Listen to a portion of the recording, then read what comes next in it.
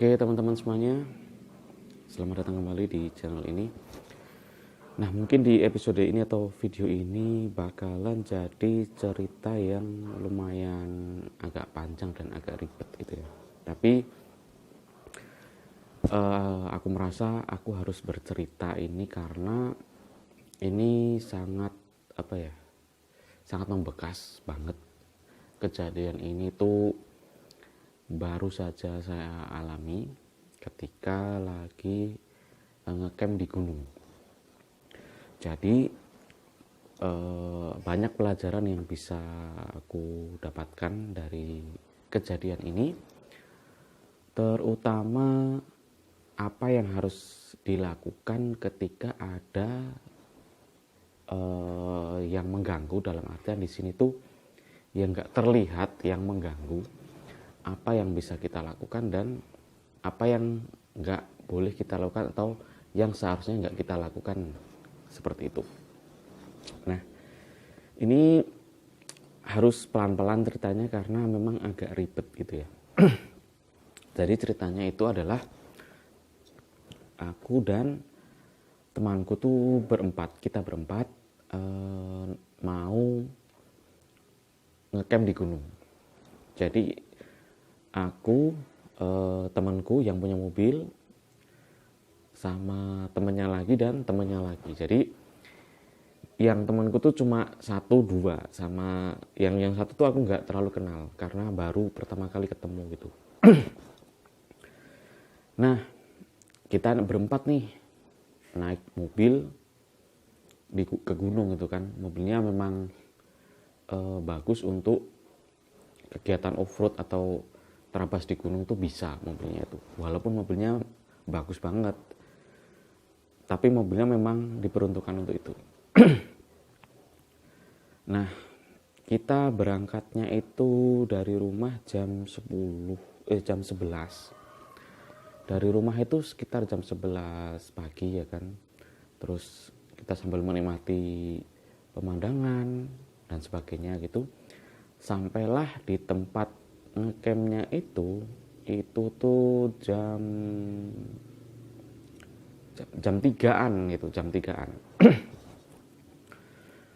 Nah terus si ketiga teman aku itu, mereka itu mau melihat owa apa tahu lutung. Owa Jawa itu kan sebenarnya lutung itu kan. Nah berhubung aku pernah lihat, nah aku nggak ikut, aku lebih mending jaga mobil sambil mendirikan tendanya di di situ kan ada kayak semacam base camp gitu kan. Nah nanti saya coba akan gambarkan denahnya ya, jadi biar bisa sampai gitu cerita ini. Nah di situ tuh di base campnya itu tuh agak kayak perkampungan kecil gitu, terdiri dari beberapa rumah. Yang pertama tuh rumah di atas, rumah ini rumah paling atas nih. Di sini tuh lapang banget, ya kan? Depannya rumahnya itu lapang banget. Dan kita biasanya kalau bukan kita, temanku tuh biasanya parkirnya di sini, di depan rumah pertama di atas itu. Terus dari rumah pertama ke belakang lagi agak nurun, itu tuh ada dua rumah di sini. Itu. Terus habis dua rumah ini belakang lagi turun lagi itu ada musola. Nah seberangnya musola tuh ada jalan di sini tuh. Di sini tuh ada jalan. Terus seberangnya jalan itu tuh ada kayak kolam gitu, kolam untuk tempat mencuci ataupun tempat ambil air gitu lah ya. Terus di bawahnya kolam lagi itu ada gudang. Nah si temanku itu nawarin, kamu mau ikutan atau stay di sini? Berhubung aku pernah lihat owa Jawa dan pernah naik ke gunung itu juga gitu kan, karena aku tahu aku nggak terlalu suka view-nya, karena aku kan tipikal orang yang mencari view gitu kan. Sambil bikin konten soalnya. Nah terus aku memilih stay di situ. Oh iya, di atasnya pemukiman itu tuh ada rumah pohon, bagus banget tuh. Nah aku memilih untuk membuat konten di situ, karena kan ditawari mau stay di sini atau ikutan. Aku lebih milih stay di situ karena mau bikin konten, rencananya kan seperti itu. Oke lah, itu jam setengah, sekitar jam 3:15 mereka cabut setelah persiapan gitu kan. Mereka cabut bertiga tuh naik gunung kan. Janjiannya itu jam 7 malam harus udah turun. Itu titik jam 7 malam harus udah turun. Oke nih, aku ditinggalin sendiri. Nah, aku kan parkirnya itu awal biasanya kan di atas, rumah paling atas. Nah, nggak tahu kenapa temanku tuh parkirnya di bawah, di tengah-tengah, di deretan nomor 2. Yang ini kan atas rumahnya, terus bawahnya kan ada 2 lagi. Nah, di situ rumahnya tuh di situ. Stay-nya di situ. Oke, ini nggak curiga apa-apa nih. Pikirnya ya mungkin biar lebih deket aja. Kalau ke atas tuh nanti naiknya agak lumayan gitu kan. Ya udah, aku mau memutuskan untuk stay di situ. Terus aku pikir, wah ini kalau bikin konten di atas pohon ini, rumah pohon ini, bagus nih view-nya. Oke lah, aku persiapan, aku bawa carrier, terus bawa peralatan masak dan sebagainya. Itu memang apa ya? Oh ya, sebelumnya aku rencananya tuh lewat jalan biasa muter gini, cuma kan agak jauh gitu kan, males. Langsung aku tuh lewat jalan pintas dari belakang rumah yang paling atas. Rumah paling atas itu ini tuh ada jalan di belakang rumahnya tuh ada jalan pintas itu. Nah aku lewat situ biar lebih cepet. Singkat cerita, sampailah ke rumah pohon itu. Nah berhubung sampai situ, gimana ya, hawanya tuh udah beda gitu kan, kayak hawa-hawa tes gitu kan, apa sih namanya tuh, kayak dingin banget di situ. Aku cuek-cuek aja karena mikirnya ya memang gunung kayak gini gitu loh. Gak ada feeling buruk apapun di situ pokoknya lah. Oke, setelah itu masak-masak nih, sambil menikmati makanannya, foto-foto di situ bentar. Terus tiba-tiba awan-awan atau kabut itu datang gitu kan. Terus aku mikir, ini kalau terlalu sore di sini, ini nanti gelap, turunnya susah. Soalnya tangganya untuk ke rumah pohon itu agak sempit gitu kan. Bahaya ini kalau sampai jatuh, terkilir atau apa, malah ngerepotin yang lain. Oke, sekitar jam 5 itu aku turun dari rumah pohon itu, turun set. Terus timbul lagi nih, kalau lewat ini kan rumah yang atas, terus ini pohonnya kan di sini, naik gitu kan. Kalau lewat sini lagi, sini jauh kan. Nah, aku lewat jalan yang tadi aku laluin belakang rumahnya itu. Di situ sempat mikir juga, di samping rumahnya itu tuh ada kayak halaman luas gitu kan, dan view-nya tuh bagus banget. Kalau di kamera tuh bagus banget itu, yang langsung nyampe hutan belantara gitu kan. View-nya. Sempat kepikiran bikin tenda di situ. Wah ini kalau bikin tenda di situ, terus nanti sok-sokan apa namanya ya, sok-sokan ngecil atau lah. Nanti begitu buka tenda langsung view-nya bagus lah. Pikirnya seperti itu tadinya. Terus mikir lagi, ini kalau aku bikin tenda di sini di paling atas, sedangkan mobilnya itu di bawah, teman-teman pasti pada nyari, malah gak enak kan, ngerepotin gitu kan, saling pada cari mencari gitu kan. Ya udah aku memutuskan untuk bikin tenda di samping mobil parkiran gitu.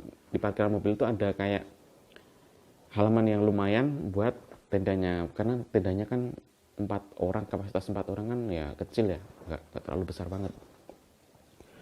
Oke lah, ini aku nggak jadi nih bikin tenda di halaman ini, padahal tuh bagus banget sebenarnya. Terus aku lewat di sini, nah di sini tuh nah di sini tuh di rumahnya yang ini kan rumah ya, terus sininya itu yang paling ujung itu tuh kamar mandi. Aku lewat, airnya tuh nyala, ada orang yang lagi nyuci. Mungkin itu yang jaga rumah itu atau istri yang jaga rumah itu, karena kan di situ memang ada yang jaga gitu kan. Tapi aku belum pernah lihat yang jaga tuh seperti apa. Katanya tuh bapak-bapak gitu kan yang jaga tempat itu gitu kan. Karena di situ tuh memang perkebunan kopi kebetulan, jadi ada yang rawat gitu kan. Nah yang rawat tuh tinggalnya di situ gitu. Oke lah, ini cuek-cuek aja kan, lewat gitu kan. Nah terbesit pikiran untuk menyapa si yang ibu-ibu yang nyuci itu.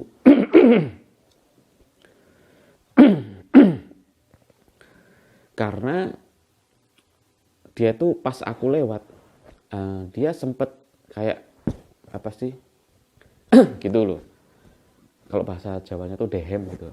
Tapi dehemnya tuh kedengeran di telingaku tuh suara wanita gitu kan.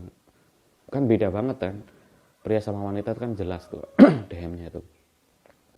Terbersit untuk menyapa gitu kan, sok-sokan basa-basi gitu kan. Nah tapi nggak tahu kenapa pikiranku yang lain tuh berpikiran, janganlah, nanti ditanya-tanya macam-macam, males juga gitu kan. Aku tipikal sebenarnya orangnya nggak suka yang ditanya-tanya gitu loh kan.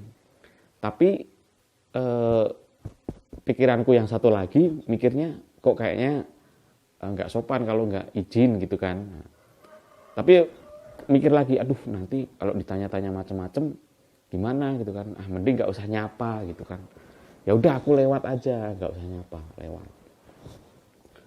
Terus matahari mulai surut gitu kan. Oh ya, sebelum itu akhirnya aku ketemu dengan penjaganya itu lagi nyuci baju di bawah yang deket gudang itu kan ada kolam. Nah di situ aku nyuci peralatan kayak nesting gitu kan.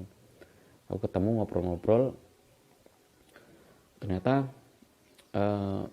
bapaknya bilang, "Wih mas, sendirian?" gitu kan.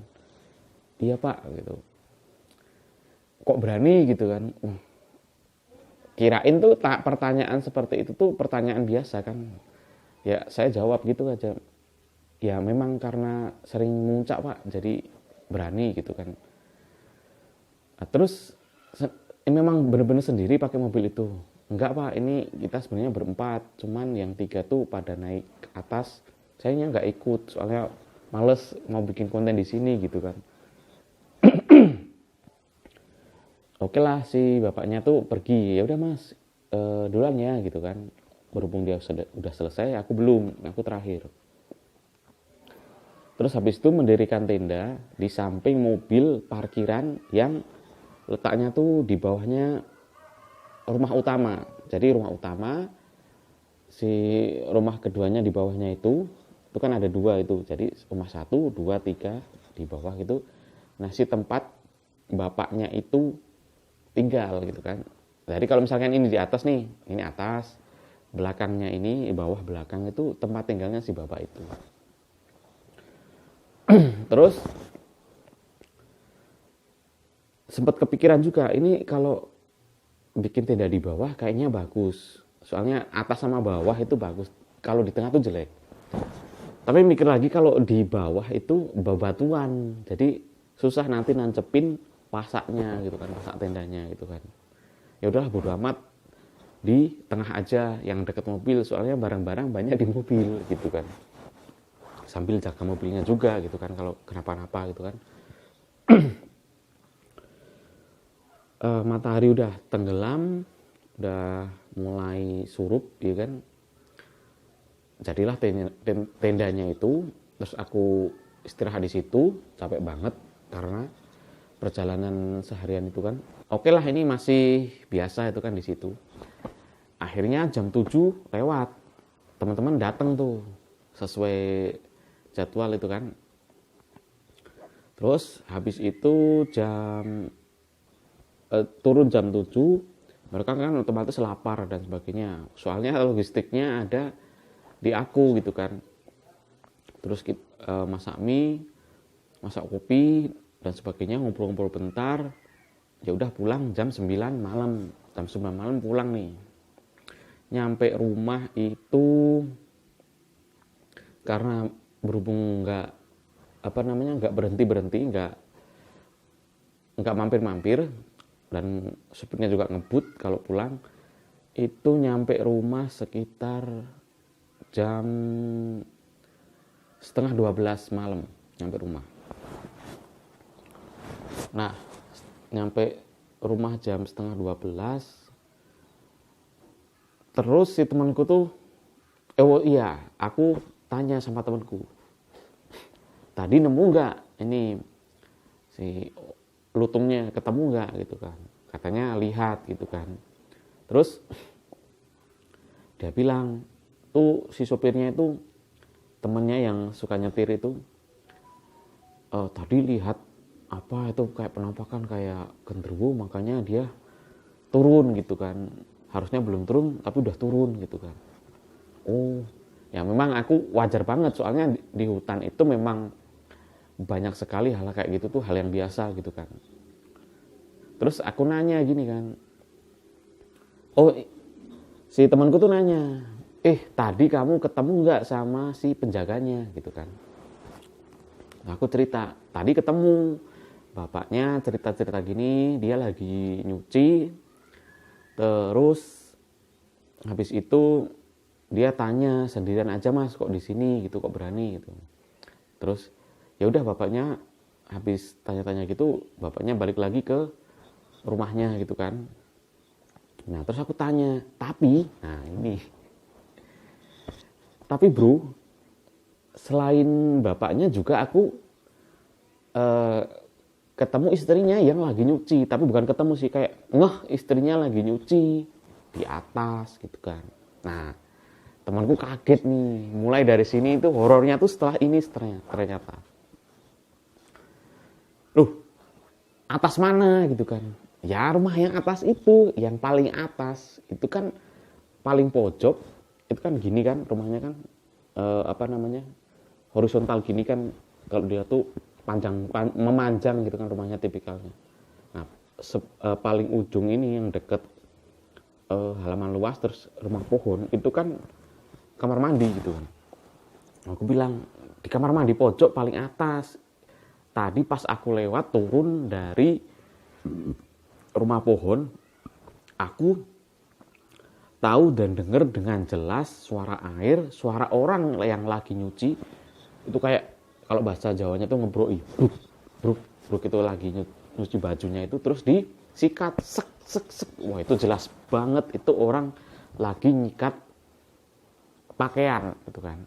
Aku cerita kayak gitu ke temanku, terus dia kaget gitu kan. Loh, yang bener? Iya bener banget, dan suaranya tuh jelas banget. Terus kamu nanya nggak? Nah temanku tanya gitu ke aku, nanya ke yang nyuci itu nggak? Terus aku bilang, awalnya sih sempet terbersit pikiran untuk bertanya, soalnya kan mau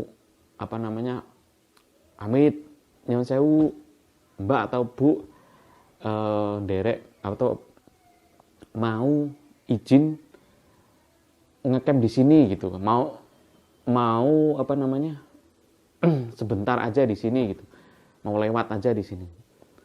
Terbersit pikiran seperti itu awalnya, tapi aku cerita ke temanku, berhubung itu aku males ditanya-tanya lagi nanti. Males juga, repot kalau ditanya. Aku tipikal orang yang kalau ditanya-tanya tuh bingung jawabnya gitu kan. Ya udah nggak jadi tanya. Aku cerita ke temen tuh seperti itu. Terus dia bilang, kamu tahu nggak? Untung kamu nggak monggo bu atau apa, mari bu gitu. Untung kamu nggak gitu. Kamu tahu nggak? Temanku cerita gitu. Di atas itu, oh gini, kamu tahu nggak? Si bapaknya itu tuh sendirian loh di situ. Gak ada temen sama sekali. Nah, kalaupun ada wanita atau cewek yang biasa memasak untuk bapaknya itu, dia tuh datangnya pagi gitu. Langsung kaget, ah masak? Iya, aku tuh sering, teman cerita, aku tuh sering ke situ, udah paham banget. Itu si tukang masaknya itu kalau pagi, itu datangnya tuh cuman pagi sampai siang aja, sekitar jam-jam 11-an udah pulang, udah turun lagi, cuma buat masakan buat bapaknya itu. Nah, dan tinggalnya itu nggak di atas, ternyata yang rumah bawahnya itu tinggalnya di situ. Terus temanku ini bilang lagi nih, kamar mandi yang di atas itu tuh nggak pernah dipakai dan nggak pernah dibuka. Nah, dari situ mulailah shock. Karena pada waktu aku lewat di situ, itu kamar mandinya itu kebuka dikit. Dan jelas banget itu ada suara orang lagi nyuci cewek. Itu jelas banget itu. Nah terus, kamu ditanya lagi, kamu ke gudang yang bawah nggak? Gudang yang mana gitu kan aku tanya. Yang deket kolam. Terus aku jawab, aku cuma ke kolamnya aja, nggak ke gudangnya. Memang aku kalau lihat gudangnya agak serem sih, jadi aku malas ke situ nyari-nyari tahu atau apa gitu. Nah bagus, dia cerita, kamu tahu nggak kenapa aku wanti-wanti kamu dari pertama kali berangkat? Kamu berani nggak? Kan aku tanya seperti itu, temanku tuh bilang gitu. Iya, kenapa? Itu tuh di situ, kenapa aku tanya, kamu berani nggak? Kamu berani nggak gitu kan? Kamu berani nggak di sini sendiri? Berani nggak ditinggal sendiri gitu? Itu memang temanku tuh tanya kayak gitu tuh lebih dari 5 kali atau bahkan 10 kali ada kayak gitu. Nah, aku mikirnya tuh ini paling orang lagi isengin atau nantangin atau challenge aku biar berani nggak atau ngecengin gitu lah ya. Nah, ternyata itu beneran, itu dia tuh tanya gitu kan. Soalnya dia cerita. Jadi gini, Bro. Di situ tuh, nah, temanku ceritanya. Kamu tahu nggak yang rumah paling atas? Iya tahu.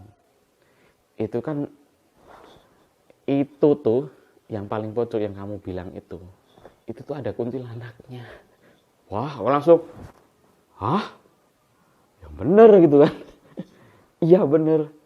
Terus di gudang paling bawah yang deket buat nyuci piring itu ada genderuwonya. Makin tambah kaget dong.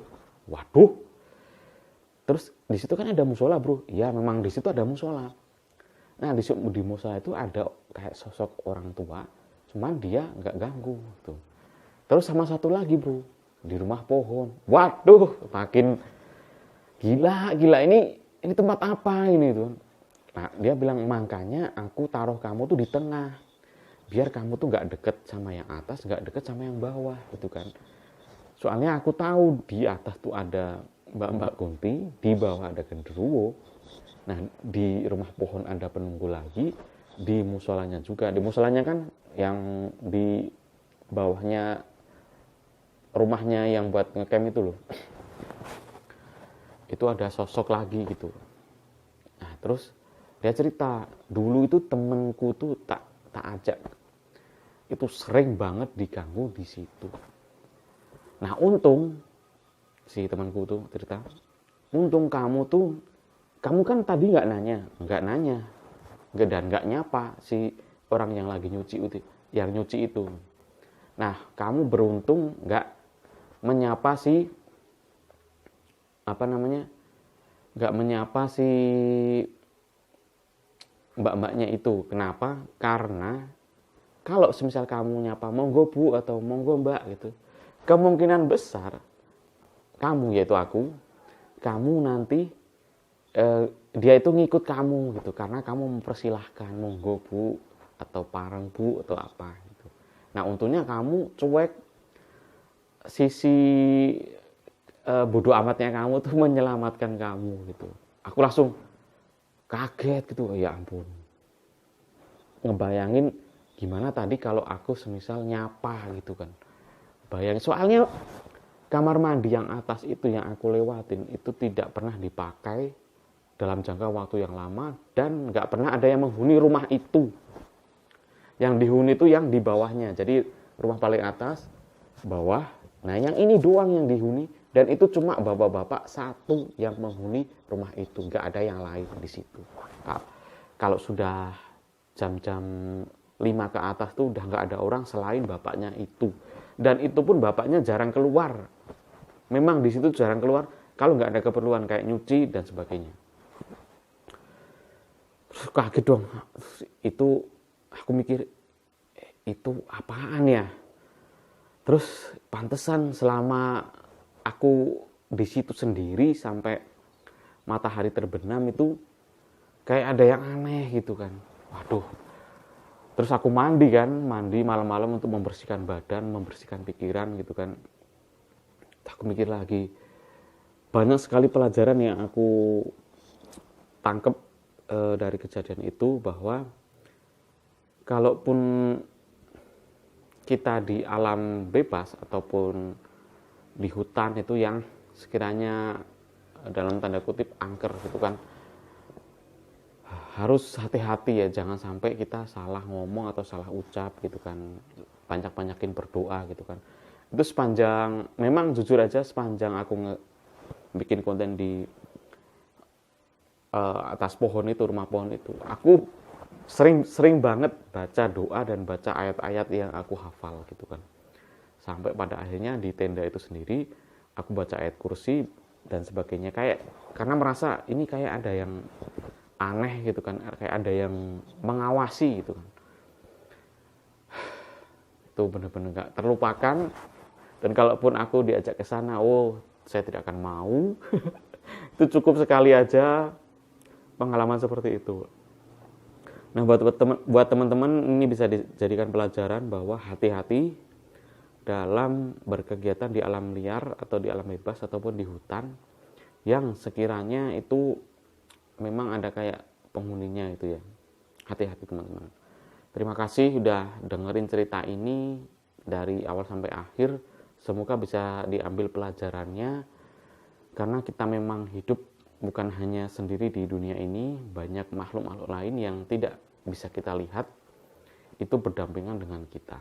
Oke, assalamualaikum warahmatullahi wabarakatuh.